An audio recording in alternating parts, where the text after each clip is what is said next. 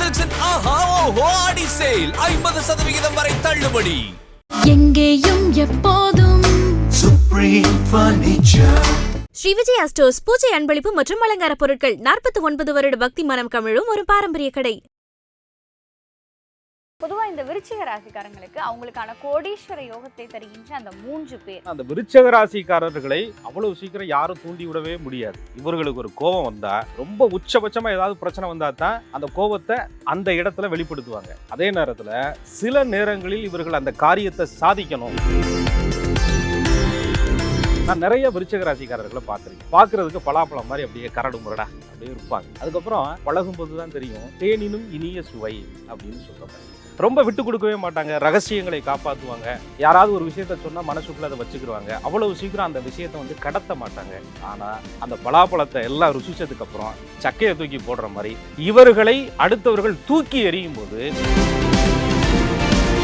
எனக்கு முதுகுல குத்துன வலி பெருசு இல்லையா, குத்துனது யாருன்னு தெரிஞ்சு போச்சு, அதை கண்டுபிடிச்சிருவாங்க. ஏன்னா 8ஆம் இடம் ரகசியம், மறைமுகமான எதிரிகள் தீட்டக்கூடிய திட்டங்களை முன்பே அறிந்து அந்த திட்டங்களை முறியடிக்கக்கூடிய நிலை விருச்சகத்துக்கு. அப்படிப்பட்ட ஒரு உன்னதத்திற்கு சொந்தக்கார விருச்சிக ராசிக்காரர்களுக்கு காலதேவன் காலச்சக்கரம் நிறைய கோடீஸ்வர யோகங்களை கொடுக்கக்கூடிய கிரகங்களும் இவர்களுக்கு இருக்கு அப்படிங்கிறது பெரிய விசேஷம். விருச்சிக ராசிக்காரர்கள் வாக்கு கொடுத்தா அந்த வாக்கை காப்பாத்துறதுக்காக ரொம்ப மெனக்கிடுவாங்க. அந்த வாக்குறுதியை காப்பாத்துறத தன்மானம்னு நினைப்பாங்க. தன்மானத்திற்கு ஒரு இழுக்கு வரக்கூடாது, கெட்ட பேர் வரக்கூடாது அப்படிங்கிறத இவர்கள் ரொம்ப அவமானமாக நினைப்பார்கள்.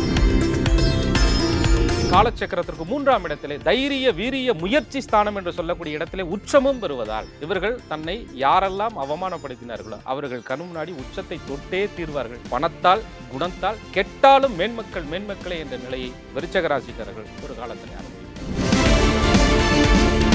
அதனால எந்த தசாபலன் வருதுங்கிறத உங்கள் லக்னத்திற்கு அவர்கள் எப்படி இருக்கிறாங்க அப்படிங்கிறத பொறுத்து தான் ஒரு நிர்ணய பலன் அப்படின்னு எடுத்துக்க முடியும். அதனால கிரகத்தை பலப்படுத்துவது, தெய்வ வழிபாடுகளை செய்வது, லக்கணத்திற்கு சுபர் அசுபர் யோகர் அந்த நிலையில தான் நம்ம பலன் பரிகாரங்கள் எடுக்கணும். இருந்தாலும் ராசி என்னுடைய உடல் மனசுக்கு யோகத்தை கொடுக்கக்கூடிய அந்த கிரகங்களை வலிமைப்படுத்துவதற்கு என்னெல்லாம் செய்யலாம் அப்படின்னு சொன்னா,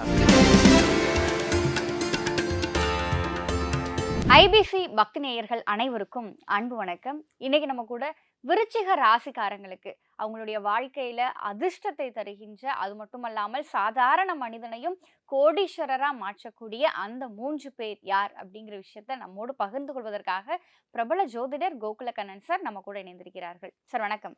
வணக்கம். குரு வாழ்க, குருவே துணை. பொதுவா இந்த விருச்சிக ராசிக்காரங்களுக்கு அவங்களுக்கான கோடீஸ்வர யோகத்தை தருகின்ற அந்த 3 பேர் யார் அப்படிங்கறத பாக்குறதுக்கு முன்னாடி இந்த விருச்சிக ராசிக்காரங்களினுடைய குணங்கள் எப்படி இருக்கும் சார்? நிச்சயமா இது செவ்வாய் பகவான் முழுக்க அந்த விருச்சிக ராசிக்காரர்களை ஆளுமை செய்யக்கூடிய கிரகமா வர்றாரு. அப்ப மேசத்துக்கும் செவ்வாய் தானே வர்றாரு, விருச்சிகத்துக்கும் செவ்வாய் தானே வர்றாரு. அப்படின்னா ரெண்டுக்கும் வித்தியாசம் இருக்கு. மேச செவ்வாய் அந்த வீட்டுல வந்து சூரிய பகவான் உச்சம் பெறுவார், அது நெருப்பு ராசி அப்படின்னு சொல்லப்படுது. விருச்சிக செவ்வாய் அந்த சந்திர பகவான் அந்த வீட்டில் வந்து நீச்சம் அடைவார், அது வந்து நீர் தத்துவ ராசி அப்படின்னு சொல்லப்படுது. நெருப்பு ராசிக்காரர்களுக்கு ஒரு கோபம் வந்தா எரியிற தீயில பெட்ரோலை ஊத்துன மாதிரி யாராவது பின்னாடி இருந்து ஏதாவது இப்படி பண்ணிட்டாங்களே அப்படி பண்ணிட்டாங்களேன்னு சொன்னா அவங்க பொங்கி எழுந்து உடனே ரியாக்ஷன் பண்ணிடுவாங்க. ஆனா அந்த விருச்சிக ராசிக்காரர்களை அவ்வளவு சீக்கிரம் யாரும் தூண்டி விடவே முடியாது. இவர்களுக்கு ஒரு கோபம் வந்தா, ரொம்ப உச்சபட்சமா ஏதாவது பிரச்சனை வந்தா தான் அந்த கோபத்தை அந்த இடத்துல வெளிப்படுத்துவாங்க. அதே நேரத்துல சில நேரங்களில் இவர்கள் அந்த காரியத்தை சாதிக்கணும், எதிரியை வெற்றி பெறணும் அப்படின்னு தெரிஞ்சுக்கிட்டா தனிய குடின மாதிரி அந்த சந்திரன் அங்கே நீசம் போறதுனால அப்படியே அமைதியா இருந்துட்டு நேரம் வரும்போது கனகச்சிதமா பழி வாங்கியே தீருவார்கள். இது விருச்சிகத்தினுடைய ஒரு குணம். அந்த வந்து சூரியன் உச்சம் பெறக்கூடிய அந்த மேஷத்துல இருக்கக்கூடிய வேகம் விருச்சிகத்திற்கு சந்திரன் நீச்சம் அடைகிறதுனால மனசுக்குள்ள கணக்கு போட்டு வஞ்சகம் தீர்ப்பது அப்படின்னு பேரு. சரி, வஞ்சகம் தீர்க்கிறதுனா எல்லாரையும் வஞ்சகம் தீர்க்கிறதா, எல்லாரையும் பழி வாங்குற குணம், அதுக்கு தேள் சின்னமா சொல்லப்பட்டு இருக்கேன் அப்படின்னு சொன்னா அப்படி இல்லை. நான் நிறைய விருச்சிக ராசிக்காரர்களை பார்த்துருக்கேன். பார்க்கறதுக்கு பலாப்பழம் மாதிரி அப்படியே கரடு முரடா அப்படியே இருப்பாங்க. அதுக்கப்புறம் அது உள்ள போகும்போது தான் தெரியும், பழகும்போது தான் தெரியும் தேனினும் இனிய சுவை அப்படின்னு சொல்றப்பாரு. ரொம்ப விட்டு கொடுக்கவே மாட்டாங்க, ரகசியங்களை காப்பாற்றுவாங்க. யாராவது ஒரு விஷயத்த சொன்னா மனசுக்குள்ள அதை வச்சுக்கிடுவாங்க. அவ்வளவு சீக்கிரம் அந்த விஷயத்தை வந்து கடத்த மாட்டாங்க. ஆனா அந்த பலாப்பழத்தை எல்லாம் ருசிச்சதுக்கு அப்புறம் சக்கையை தூக்கி போடுற மாதிரி இவர்களை அடுத்தவர்கள் தூக்கி எறியும் போது ரொம்ப மனசு அந்த சந்திரன் நீச்சம் அடைகிறதுனால உடைஞ்சு போகக்கூடிய ஆட்கள் என்பது விருச்சிக ராசிக்காரர்களா இருக்கிறாங்க. அந்த நேரத்துல கோவப்படுறதும், இவர்களை வந்து பதட்டப்படுத்துறதும், இவர்களை மனக்காயத்தை ஏற்படுத்துறதும் அப்படின்னு இருந்தா கூட அந்த காயத்தின் வழி விருச்சிக ராசிக்காரர்களுக்கு பெரிதாக தெரிவதில்லை. அந்த காயப்படுத்திய நபர் யார் என்பது தெரிந்ததுக்கு அப்புறம் தான் விருச்சிக ராசிக்காரர்களால தாங்கிக்கவே முடியல. எனக்கு முதுகுல குத்துன வலி பெருசு இல்லையா, குத்துனது யாருன்னு தெரிஞ்சு போச்சு, அதை கண்டுபிடிச்சிருவாங்க. ஏன்னா 8ஆம் இடம் ரகசியம், மறைமுகமான எதிரிகள் தீட்டக்கூடிய திட்டங்களை முன்பே அறிந்து அந்த திட்டங்களை முறியடிக்கக்கூடிய நிலை விருச்சகத்திட்ட இருக்கு. அப்படிப்பட்ட ஒரு உன்னதத்திற்கு சொந்தக்கார விருச்சிக ராசிக்காரர்களுக்கு காலதேவன், காலச்சக்கரம், நிறைய கோடீஸ்வர யோகங்களை கொடுக்கக்கூடிய கிரகங்களும் இவர்களுக்கு இருக்கு அப்படிங்கிறது பெரிய விசேஷம். இதுல இந்த சந்திர பகவான் நீச்சமடைந்திருந்தாலும் கூட, மனம் பலவீனமாக இவர்கள் இருந்தாலும் கூட, ராசியாதிபதி செவ்வாய், அப்படி விருச்சிக ராசிக்காரர்களுக்கு சந்திர பகவான் காலச்சக்கரத்திற்கு மேஷத்திற்கு 8ஆம் இடத்திலே காலச்சக்கரத்திற்கு 4 கூடிய சுகாதிபதி இவர்களுடைய ராசிகளை நீச்சமடைந்திருந்தாலும் கூட, அந்த ராசிநாதன் என்று சொல்லக்கூடிய செவ்வாய் பகவான் ஆட்சி உச்சம் பெறும்போது அது நீச்சபங்க ராஜயோகம் என்று சொல்லப்படுது. அதே போல தனஸ்தானாதிபதி என்று சொல்லக்கூடிய குருவே விருச்சிக ராசிக்காரர்களுக்கு 5ஆம் இடம் என்று சொல்லக்கூடிய பூர்வ புண்ணிய பாக்கிய கிரகமாக வருவதால் வருசசி கேந்திரத்தில் மன்னவன் இருக்க அந்த அரசன் கேந்திரத்தில் அம்புலி தானும் நிற்கில் அப்படிங்கிறாங்க. அப்ப சந்திர பகவானுக்கு கேந்திரங்களிலே குரு இருந்தாலும், குருவுக்கு கேந்திரங்களிலே சந்திரன் இருந்தால், சந்திரனுக்கு கேந்திரத்துல குரு இருந்தாலே குருவுக்கு கேந்திரத்துல சந்திரன் வந்துடுவார். இவங்க சபசப்தம கேந்திரம்னு சொல்றாங்க. 4, 7, 10 இந்த இடங்களில் இருந்தாலும், இவர்களுடைய ராசியை குரு கண்ணுற்று பார்த்தாலும், இவர்களுக்கு மனதிடமும் வைராக்கியமும் இவர்களுக்கு இயல்பாவே இறைவன் கொடுத்த ஒரு வரமாக காலதேவன் கொடுத்து விடுகிறார். எங்க ஒரு இடத்துல பிரச்சனை வரும் அப்படின்னு கேட்டீங்கன்னா, சந்திர பகவான் நீச்சம் அடைந்தார் விருச்சகத்துல. அந்த ராசிநாதன் என்று சொல்லக்கூடிய செவ்வாய் பகவான் எங்கேயாவது சனி பகவானோட சேர்றாருன்னு வச்சுக்கோங்க. அந்த விருச்சகத்திற்கு 3 கூடைய முயற்சி கிரகம், 4 கூடைய சுகாதிபதி அப்படின்னு சொல்லக்கூடிய சனி பகவான், ஸ்திரத்திற்கு பாதகாதிபதியா சனி வருவார். 8 கூடையவனா புதன் வருவார். 3, 8 பாதகஸ்தானம். அந்த செவ்வாய் பகவான் இந்த பாதக கிரகம் என்று சொல்லக்கூடிய சனி பகவானோடு சேரும்போது, கண்டங்கள் 4, 8 கருதிய சனி செய்யமர தண்டங்கள் மிக உண்டாம், திரவியங்கள் நாசமாகும், கொண்டதோர் குடும்பம் வேறாகும் அப்படின்னு சொல்றேன். இந்த சனியும் செவ்வாய் இணையும் போது குடும்பத்துல பிரச்சனை வந்துடும் ஐயா. சுகம் கெட்டு போயிடும். சுகம் கெட்டு போனதுக்கு அப்புறம் சம்பாதிக்கணுங்கிற எண்ணங்களே வராது. யாருக்காக சம்பாதிக்க போறோம், எதுக்காக சம்பாதிக்க போறோம் என்ற நிலையில் விருச்சிக ராசிக்காரர்கள் அப்படியே மனம் வந்து விடுவார்கள். இந்த இடத்துல இவர்களுக்கு பாதிப்பு இல்லாம இருந்தா இவர்கள் கோடீஸ்வரர்கள் ஆவது என்பது நிச்சயமான ஒரு உறுதி. இதே போல இந்த அஷ்டமாதிபதி என்று சொல்லக்கூடிய புதன் திட்டமாக கெடுப்பார் அப்படின்னு சொல்றாங்க. எங்கேயாவது வாக்கு கொடுத்துறது, விருச்சிக ராசிக்காரர்கள் வாக்கு கொடுத்தா அந்த வாக்கை காப்பாத்துறதுக்காக ரொம்ப மெனக்கிடுவாங்க. அந்த வாக்குறுதியை காப்பாத்துறத தன்மானம்னு நினைப்பாங்க. தன்மானத்திற்கு ஒரு இழுக்கு வரக்கூடாது, கெட்ட பேர் வரக்கூடாது அப்படிங்கிறத இவர்கள் ரொம்ப அவமானமாக நினைப்பார்கள். விருச்சிக ராசிக்காரர்களுக்கு காலச்சக்கரத்துக்கு 8வது ராசிங்கிறது போல அஷ்டமாதிபதி புதன் தன்னுடைய பேச்சுக்கு மரியாதை இல்லை, தன்னுடைய செயலுக்கு மரியாதை இல்லை, தன்னுடைய செயலுக்கு குடும்பத்தில் அங்கீகாரம் இல்லை, தன்னை யாரும் மதிக்கலை என்று சொல்லும் பொழுது அந்த விருச்சிக ராசிக்காரர்கள் அதை மாபெரும் அவமானமாக கருதி தன்மானத்தை இழக்கும் பொழுது தடுமாறுகிறார்கள்.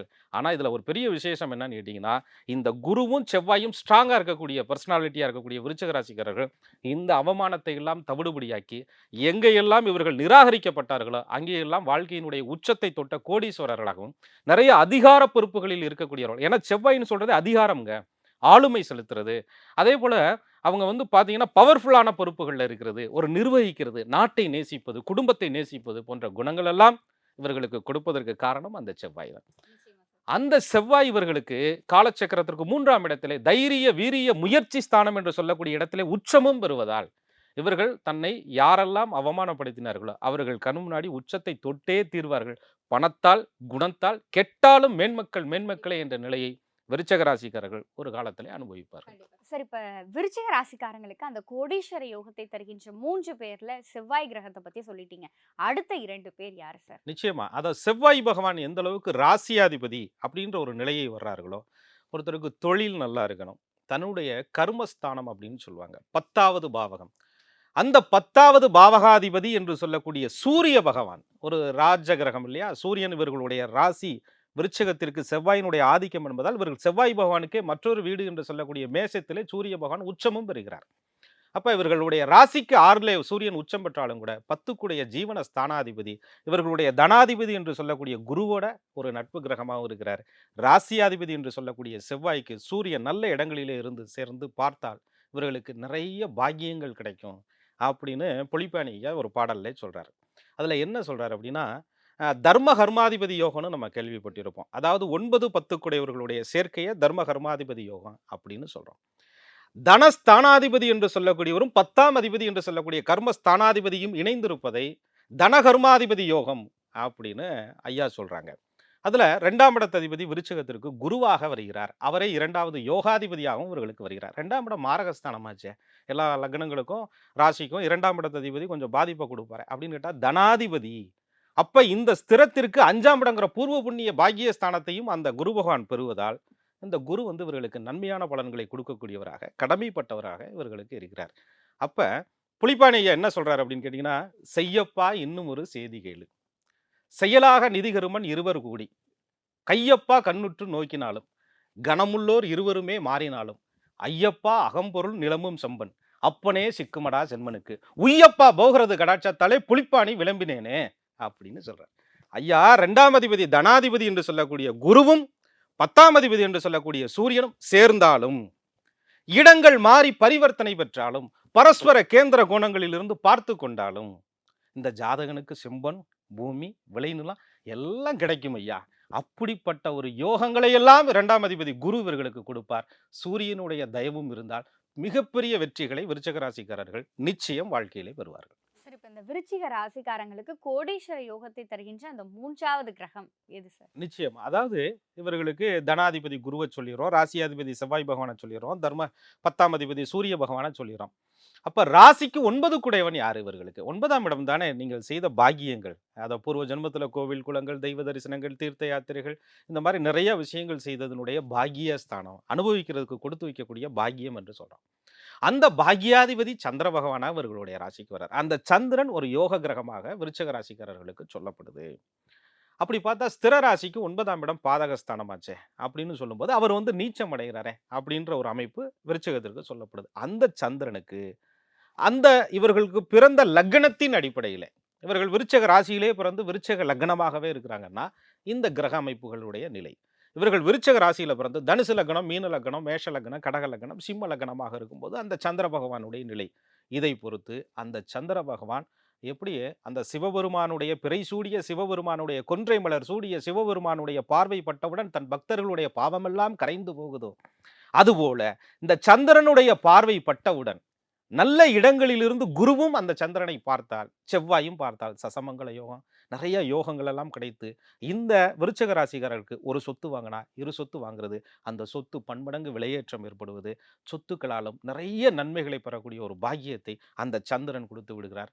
மன நிம்மதியையும் சந்திர பகவான் இவர்களுக்கு கொடுத்து அழகாக எப்பயுமே ஐஸ்வர்யங்களோடு விருச்சிக ராசிக்காரர்கள் கொடுப்பதற்கு இவர்கள் முன் வந்தவர்களாக இருப்பதால் அன்பையும் சரி, பணத்தையும் சரி, செல்வத்தையும் சரி வாரி வழங்குவதிலே கைதேர்ந்தவர்களாக மன்னவன் பொன்னவன் என்று போற்றக்கூடிய குருவினுடைய அருள் இருந்தால், சந்திரனுடைய அருள் இருந்தால் இவர்கள் பூரண வெற்றியை கோடீஸ்வரனாவது உறுதி உறுதி உறுதி. சரி, இப்போ வந்து இந்த விருச்சிக ராசிக்காரங்களுக்கு கோடீஸ்வர யோகத்தை தர்ற 3 பேர் யாரு அப்படிங்கறத சொல்லிட்டீங்க. இப்போ என்னதான் இவங்களுக்கு கோடீஸ்வர யோகத்தை கொடுத்தாலும் தீங்கு செய்யறதுக்குன்னு 1-2 பேர் இருப்பாங்க. அந்த கிரகங்கள் எது சார்? இதுல ஒரு காலச்சக்கரத்தினுடைய அமைப்பு எப்படி இருக்கு பாருங்க. இந்த விருச்சிக ராசிக்கு ராசியாதிபதி என்று சொல்லக்கூடிய செவ்வாயே இவர்களுடைய ராசிக்கு மற்றொரு ஸ்தானம் என்று சொல்லக்கூடிய மேஷத்திற்கு 6ஆம் இடமா வருவார். 6ஆம் இடம் வம்பு வழக்கு ருணரோக சத்ரு அப்படின்னு சொல்றோம். மேஷத்திற்கு 8ஆம் இடமா விருச்சக வரும். அது அஷ்டமஸ்தானம் அப்படின்னு சொல்றோம். என்னையா தான் சொந்த ராசிக்கு சொந்த ராசியாதிபதியே 6ஆவும் வர்றாரு, காலச்சக்கரத்துக்கு 8ஆவும் வர்றாரு, 2 துரதிஷ்ட ஸ்தானமாச்சே அப்படின்னு ஒரு அமைப்பு வருது.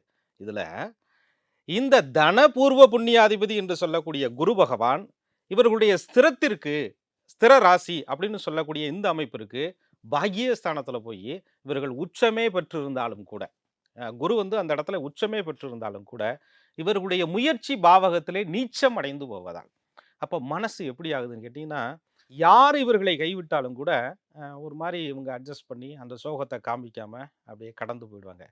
நான் ஏற்கனவே சொன்னேன் இல்லையா, துரோகம் பண்ணியது யார் என்று தெரிந்தால் விருச்சிக ராசி மனநொந்து விடுவார்கள்ன்ற மாதிரி, வளத்தகடா முட்டை வந்தா வச்ச செடி முள்ளானா பூர்வ ஜென்ம பாவமடி அம்மாளுன்னு பாட்டு இருக்கிற மாதிரி இவர்கள் வளர்த்தவர்கள், இவர்கள் தூக்கி வளர்த்து கொஞ்சியவர்கள், அது சகோதரர்களாக இருக்கலாம்.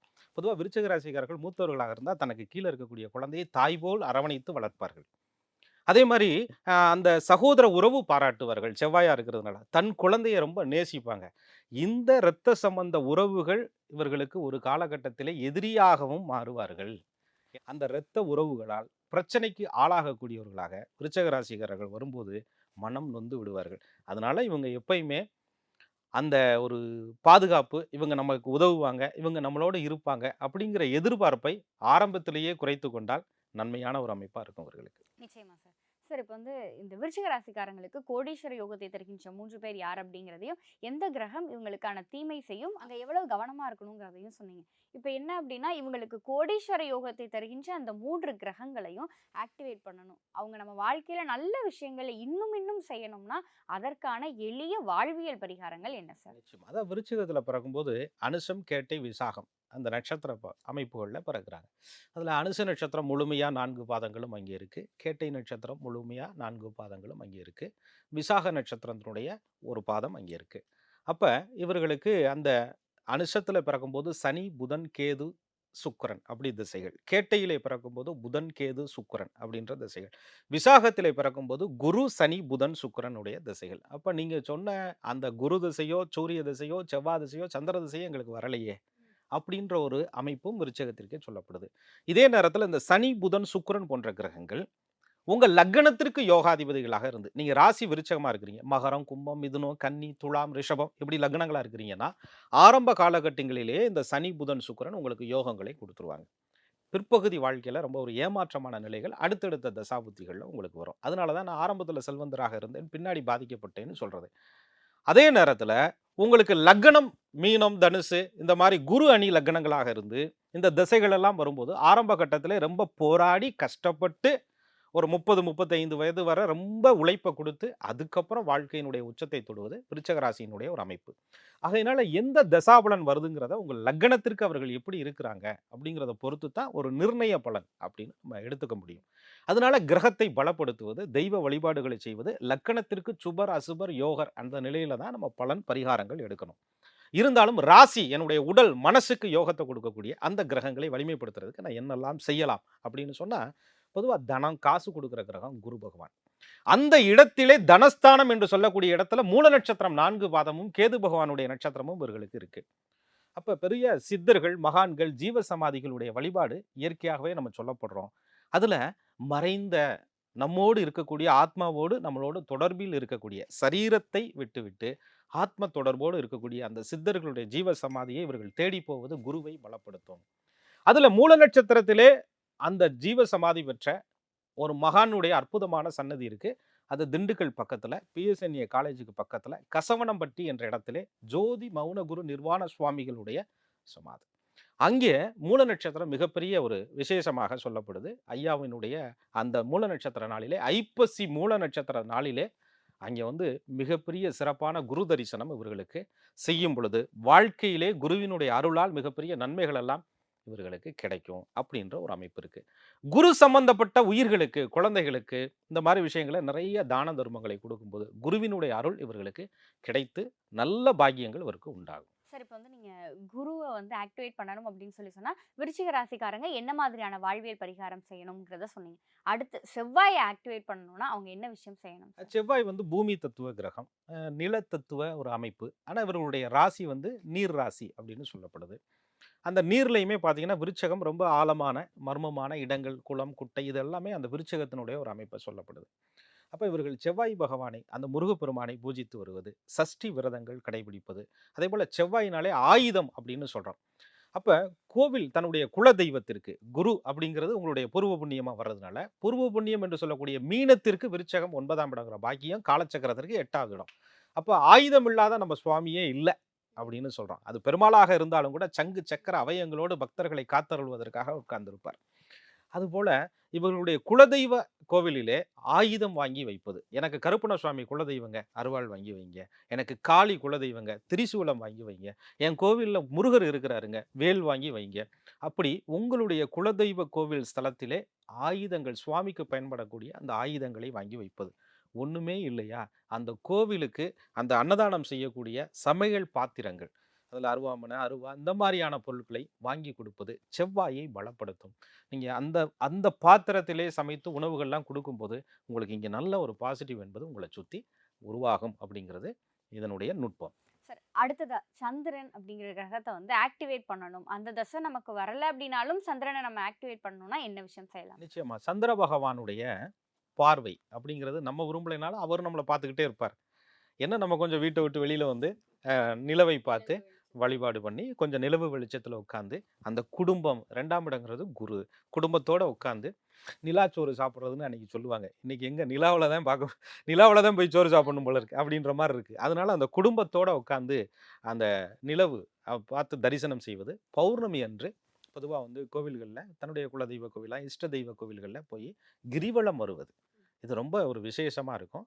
அந்த மாதிரி ஒரு வழிபாடு செய்கிறது. என் கோவில் மலை மேல் இல்லை, சாதாரணமாக தான் இருக்குன்னா கோவில் உட்பிரகாரத்தை ஒரு சுற்றி 3 முறை 9 முறைன்னு உங்களுடைய கிரக தாக்கத்திற்கு தகுந்தவாறு சுற்றி வழிபாடு செய்வது உங்களுக்கு சந்திரனுடைய பலத்தை அதிகப்படுத்தும். சந்திரன் அப்படிங்கிறது உணவுல அரிசி தானியத்தை நம்ம சொல்லப்படுறோம். இந்த அரிசி குரு வந்து இனிப்பு அப்படிங்கிறத சொல்லப்படும். நாட்டு சர்க்கரையும் அரிசியை மிக்ஸ் பண்ணி எறும்பு புற்றுக்கு அடிக்கடி போட்டுட்டு வருது. சும்மா ஒரு டிஃபன் பாக்ஸில் வச்சுட்டு போகிற போக்கில் ஒரு காரில் போகிறோம், 2 வீலரில் போகிறோம் அப்படின்னா ஒரு இடத்துல நிப்பாட்டி அது நீங்கள் போடுவீங்கன்னே எதிர்பார்த்துருக்காது. நமக்கு இந்த உணவு திடீர் அதிர்ஷ்டமாக இருக்கே அப்படின்னு ஒரு உயிருக்கு கிடைக்க போகும்போது அது பறவை சாப்பிடும், எது வேணாலும் சாப்பிடும். அது கிடைக்கும் போது எதிர்பாராத ஒரு உயிருக்கு நீங்கள் காட்டக்கூடிய ஜீவகாரண்யம் உங்களுக்கு எதிர்பாராத பிரச்சனைகளை முறியடிக்கும் அப்படின்னு சாஸ்திரம் சொல்றது. அதை செய்ய ரொம்ப நல்ல பலன்கள் விருச்சிக ராசிக்காரர்களுக்கு கிடைக்கும். கண்டிப்பா சார். சார் இப்போ வந்து ஒவ்வொரு கிரகத்துக்குமான வாழ்வியல் பரிகாரம் என்ன அப்படிங்கறத சொன்னீங்க. இப்போ இந்த விருச்சிக ராசிக்காரங்களுக்கு அதிர்ஷ்டத்தை கொடுக்கக்கூடிய அவர்களுக்கான யோகத்தை வந்து அவங்களுக்கு வாரி வாரி கொடுக்கக்கூடிய அதிர்ஷ்ட கலர் அப்படின்னா அது என்ன கலர்? நிச்சயமா விருச்சிக ராசிக்காரர்களுக்கு அந்த ரெட் கலர் ரொம்ப பிடிக்கும்.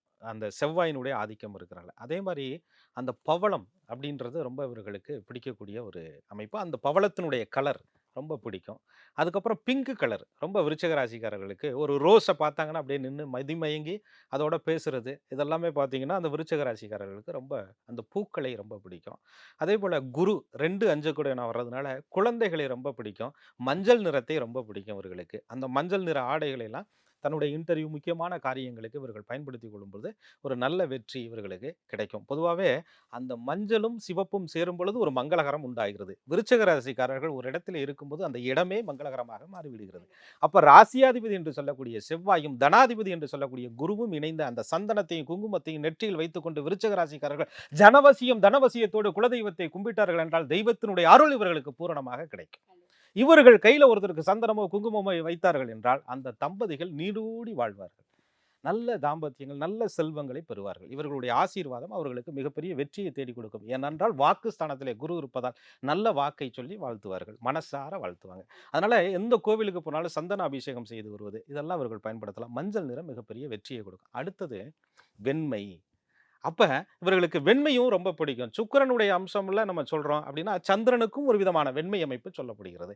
அந்த சந்திரனுடைய அம்சம் பெற்ற அந்த இவர்கள் ஆதிக்கத்தில் இருப்பதால் மன சந்தோஷமா இருக்கணும்னு சொன்னா ஒரு வெண்மை நிற பெட்ஷீட்டு இதெல்லாம் விரிச்சிட்டு கொஞ்ச நேரம் இவர்களுடைய இஷ்ட தெய்வத்தை நினைத்து ஆத்மார்த்தமான தியானங்கள் செய்யும் பொழுது ராசிக்கு 8ஆம் இடம் என்பதால் அமானுஷ்யமான விஷயங்கள் இது நடக்க போகுது, இப்படி எனக்கு நான் யூகித்தேன், இப்படிலாம் நடக்கணும்னு நான் நினைச்சேன், அப்படியே நடந்தது, அதனால நான் வந்து இப்படி தான் நடக்கணும்னு நான் பாசிட்டிவாக திங்க் பண்ண போகிறேன், நான் ஒரு காலத்தில் நல்லா இருக்க போகிறேன், என்னுடைய கடனெல்லாம் தீரப்போகுது, என்னுடைய பிரச்சனைகள் எல்லாம் குறைய போகுது, என் குடும்பம் நல்லா இருக்க போகுது, என்னை யாரெல்லாம் அவமானப்படுத்துகிறோம் அங்கெல்லாம் நான் ஒரு செல்வ செழிப்பாக இருக்க போகிறேன்னு இவர்கள் ஆத்மார்த்தமாக தன்னுள்ளே தியானம் பண்ணும்போது விருச்சிக ராசிக்காரர்களுக்கு அந்த வெண்மையை பயன்படுத்தி தியானம் பண்ணும்போது பெரிய வெற்றிகள் இவர்களுக்கு சூசகமாக கிடைக்கிறது.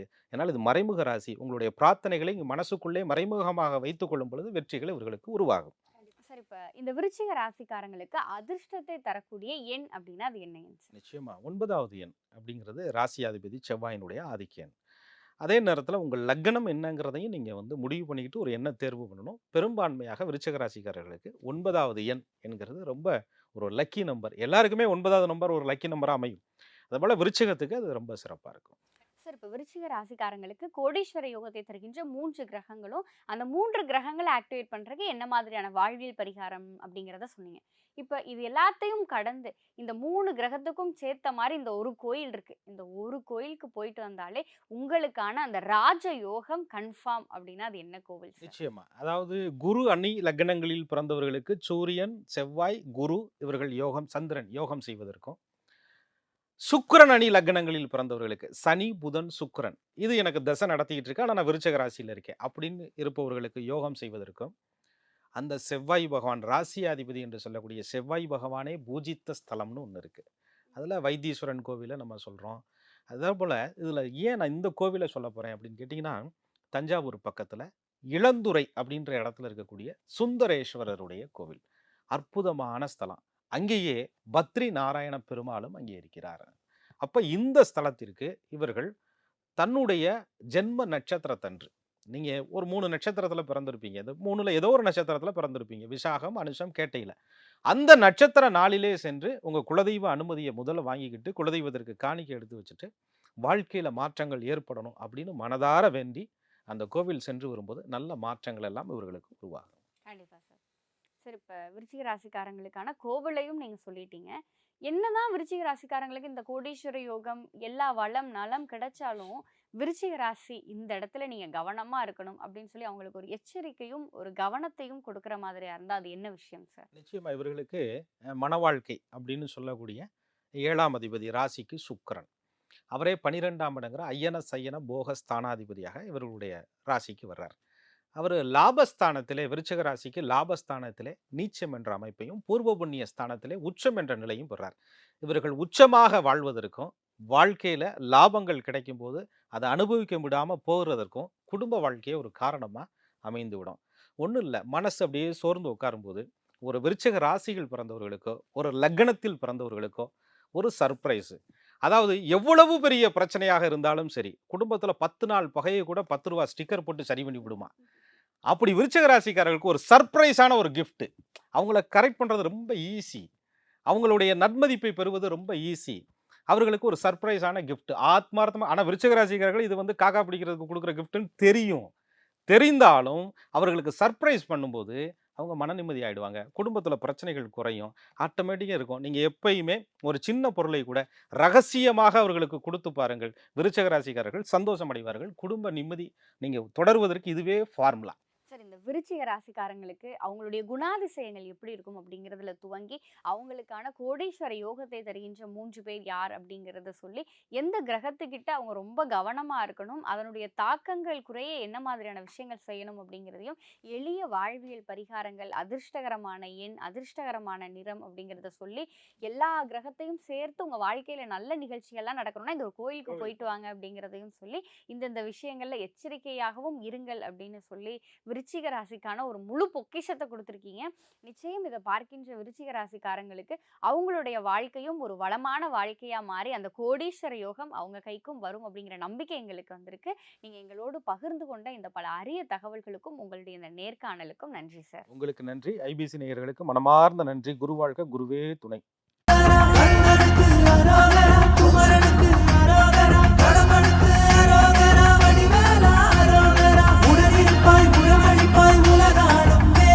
சென்னை சில்க்ஸின் ஆஹா ஓஹோ ஆடி சேல் 50% வரை தள்ளுபடி.